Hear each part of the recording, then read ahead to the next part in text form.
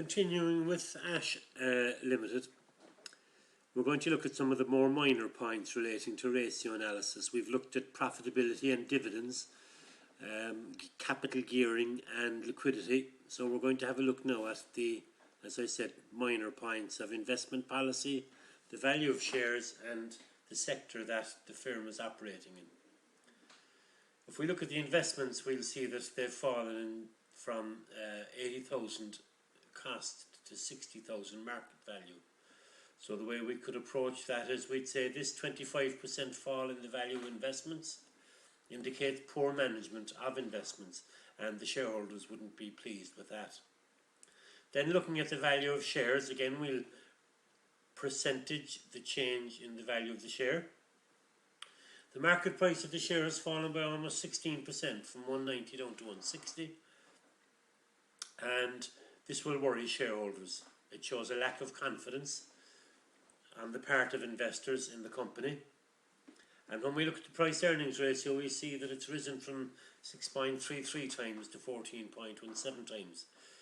Now, the way you would look at that in this context, or this time round, because this firm Ash is doing so badly in profitability and dividends and liquidity and gearing, the way we'd look at that rise in the price earnings ratio would be to say that it will take longer to recover any investment that we make in these shares.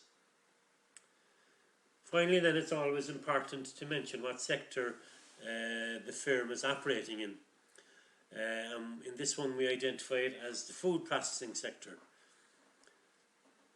Now, how the sector is doing at a particular time obviously varies from time to time, and this question is of its time, and we were in recession at that time. So you'd say, due to the effect of recession on incomes, there's less demand for most things, including food, so sales are probably not increasing. And the foreign market, the market for exports at that time, was reasonably good. So we would be saying at present the domestic market isn't going well because of the recession, and the foreign market would be okay. Then we move from the present to the likely future, and as the economy improves, more money will be spent on everything, including food. So demand will pick up and sales should increase at home. Now again, the question is of its time, and at that time in the US and the American markets the prospects weren't great. Growth had slowed. So still in all, we'd come to the conclusion that the medium prospects were fairly good for the sector, both home and abroad.